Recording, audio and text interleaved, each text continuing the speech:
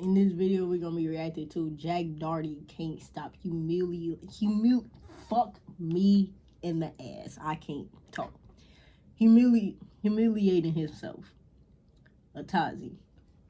Let's get straight into it, y'all. Humiliating himself, and I'm starting to get baffled at how little self-awareness it's possible to have as a human being. Because Jack Doherty just picked a fight for content with a former UFC heavyweight champion. Then talked a whole lot of smack online, then completely disappeared when it was time to actually follow through on his talking. Which is extremely on brand for the guy, but this is also on top of him currently facing the legal charges in Miami from about a month ago. So mid-December, Jack Doherty went viral after footage surfaced of a chaotic backstage interaction at the Jake Paul versus Anthony Joshua boxing event in Miami. At this point, Jack just needs to stay out of Miami. But the clip showed former UFC heavyweight champion Andrei Arlovski swinging and kicking towards Jack's group as people yelled and recorded everything from their phones.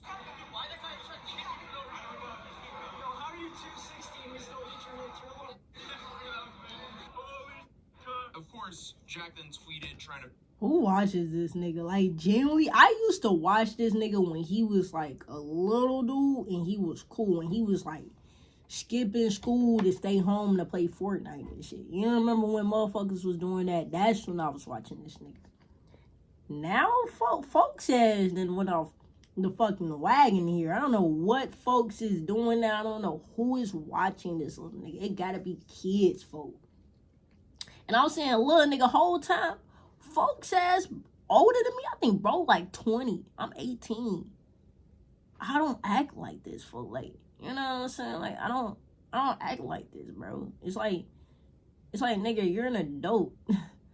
You trying to appeal to the younger audience, mind you, bro. You're an adult. Acting like a fucking child. Acting like consequences don't happen for your actions and shit. It's like, folk, you can't be talking rah-rah and then, like, try to act scared when a nigga want to fuck around and, like, you know what I'm saying? When a nigga want to buck up. Like, what the fuck? The whole thing is another example of him being treated unfairly by saying, I was just walking by and he tries to kick me for no reason. That nigga play victim. I literally didn't say or do anything to him, but I'll always be the bad guy in the situation, lol. According to the reporting at the time, the whole thing happened backstage at the Kaseya Center while Arlovski was moving through the arena with his wife, his child, and his friends. Jack, who is known for walking directly into people and shoulder checking them as a part of his content, allegedly ran into Arlovski. I mean, who would have thought that shoulder checking people for content, then hiding behind your bodyguard, would ever catch up to you? Yo, what's up? What's up? What you gonna do? What you gonna do, little bro? What you gonna do? Uh-oh, he's mad. Uh-oh, what you gonna do, little bro? But almost immediately, This nigga's a cornball, Jack's friends man. or team members, maybe his bodyguard, appeared to throw a punch. And then Arlovski responded, and everything turned into a dumpster fire. So, from Jack's point of view, this was another random attack. But according to Arlovski, his perspective was very different. Arlovski responded just days later, saying this wasn't just an unprovoked attack. From his Instagram story post, he said, first of all, I didn't beat anyone. I just stopped the threat. Someone threatened me, my wife, my kid, and I have another friend and his wife. I did what I was supposed to do, and what every man is supposed to do, and stop the threat. And in another post, Arlovski said that he was the victim, and that Jack was looking for content, and they had been sucker punched during the fight. Before we get there, Arlovski didn't stop with just one response, because on January 1st, Arlovski spoke again, this time in a longer interview. By then, Jack had already issued challenges, talked about fighting, and loudly claimed online that he wasn't scared of anyone. But according to Arlovski, none of this really lasted too long. He called me this and that and talked about boxing, and if I understood for MMA, my manager mentioned something like Misfix contacted him, and no response. Nothing. Then came the line that would pretty much summarize Jack's online personality. He was super brave, super loud for these 2 or 3 days, and now he vanished. And Arlovski, he admitted before the fight that he didn't even... Bro, he does this shit for content, folks. Like, this nigga is not, he's not a tough Tony. He's not no tough guy. You see, if a nigga didn't have a bodyguard, he would get his ass whooped. Any chance a nigga could whoop his ass. He's not no tough Tony, folks. He does this shit literally to rage bait niggas because he got little ass kids watching him and little ass kids think that shit funny. who Jack Doherty was. He only learned about the name after the clips went viral and people started messaging him. So I mean, if that's the case, there's no reason for Arlovski to actually start a fight with Jack out of nowhere, like Jack claimed. I also think one of the funniest parts of the entire thing is that Arlovski said that having a fight with Jack made him into some kind of like online or in-person hero, because he said a whole bunch of like random kids recognized him because of that clip. And I mean, honestly, that's just kind of diabolical, because it shows how much the world dislikes streamers who just harass strangers on the street for content like Jack. So Arlovski also confirmed that Jack's bodyguard did throw punches, and that instead of anyone trying to help this random fight, everyone just started recording Jack's team hitting him, which is interesting and honestly very on brand for the social media sphere. But with the focus now on his upcoming bare knuckle fight against Ben Roswell, Arlovski said that he wasn't interested in continuing the drama. Jack, according to him, had already vanished. And the last time I covered Jack, it was already obvious things were headed downhill, because, you know, he had a legal interaction on November 15th. He was arrested in Miami, and according to the Miami Beach Police Department, Jack Doherty was arrested at 3:12 a.m. after officers saw him intentionally stepping into the traffic and blocking the roadway at the 700 block of Washington Avenue. What? No.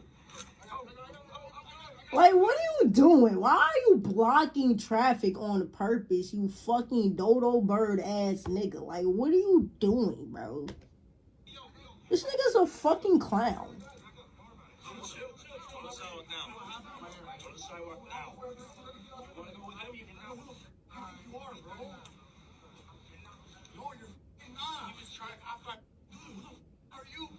Literally, like, who the fuck are you? Multiple commands to get out of the road. Jack refused, even after members of his own group told him to comply. The affidavit states that he replied no, which is just genius. But he was about to prove to the world how much of a genius he really was, because police warned him that he was going to get arrested, and Jack's response to that was, once I'm done with this, bet. Which, that's just not something you say to the police, unless you want to spend the night in jail. Especially because he had illegal stuff on him while he was actively refusing to comply with police. It really doesn't get too much dumber than that. No, actually, I take that back. It gets a whole lot dumber than that. We know very well on this channel, it gets a whole lot dumber than that. But that was still really dumb. But the apprehended Jack in the middle of the roadway due to what the affidavit describes as his deliberate refusal to follow lawful orders and continued obstruction of traffic. Jack was then transported to the Miami Beach Police holding facility for booking, and the after-hours state attorney was contacted for charging.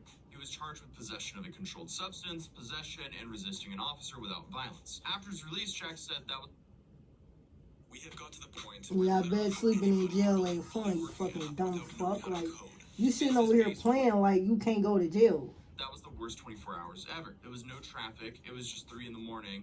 I think they just wanted to lock me up, but fair enough, learned my lesson. Did he really, though? No, he didn't. I don't know. But of course, even though he said it was the worst 24 hours of his life, Jack wasted no time to turn all that into content. He posted a video showing himself released from jail, posing with people with his face on t-shirts. As of right now, an arraignment hearing these niggas are clowns. Is scheduled for a little over a week from now.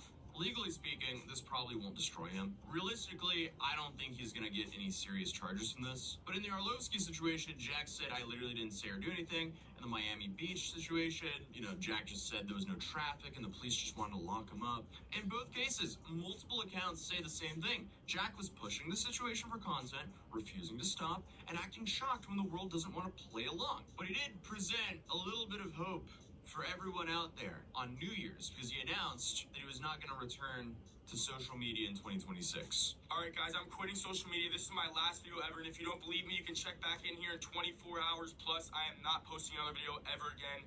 I'm not going into 2026. I'm quitting social media, and this is my last video. I appreciate you guys. I love you guys, but I'm done.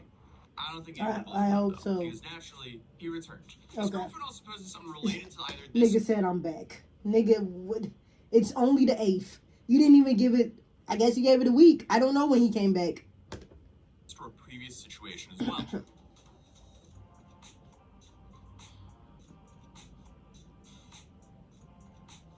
Y'all think this shit interesting funny. Mindset to just get pulled over by the police and immediately jump to how can I farm this for content? Y'all think this shit overall, funny. It seems like their content has also kind of shifted from going to the mall and I guess baiting people and baiting the OF to just flaunting their stuff. All right, guys, my boyfriend's gonna show you all his cool watches, and you guys better pay attention, and you guys better be nice. Hi, I'm Jack. These are my cool watches.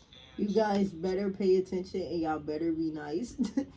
Bitch, you're a goofy. You're a fucking goofy, bro. Bro. Who's at my door? I think that's fucking UPS. Trying to see. I'm gonna get that. The first one is probably one of my favorite ones. This Richard Millie RM30, you know, 1 of 30 in the world. To me, I mean, it Richard almost Millie, kind of seems like RM30, they're 1 of giving 30 up in the world. because Nigga, shut the what is fuck this? up. Also, Nobody they're now gives a fuck. forcing their new bodyguard to film TikToks with them. So, that's interesting. But it now seems like more people than ever are becoming aware of this awful behavior. Since this title from this Daily Mail article is pretty fascinating. Truth about the worst man on the internet. Jack Doherty eats other people's food, had a no-F wedding with this astonishing clause, and sets his bodyguard on strangers. But this is why he's facing a dark future. Yeah, that's an interesting title. I feel like his biggest problem here is he keeps on having to do stuff for attention. And it's always negative context stuff for attention, and that's only a downward spiral. Literally. We've been witnessing for the last couple of years. It's But Jack literally. has an arraignment scheduled. He's a goofy, and his content is goofy too. Like nobody likes that shit, and eventually, bro, nobody's gonna fuck with you. Like you're eventually just gonna run out of fans. Niggas are gonna start to think you're mad corny, mad annoying, and they're not gonna watch you. Like you're a cornball. This nigga's a cornball, bro. Hey man, if y'all enjoyed the video, man, y'all like the video, subscribe to the channel, stay dope, tune in on me, y'all. Good.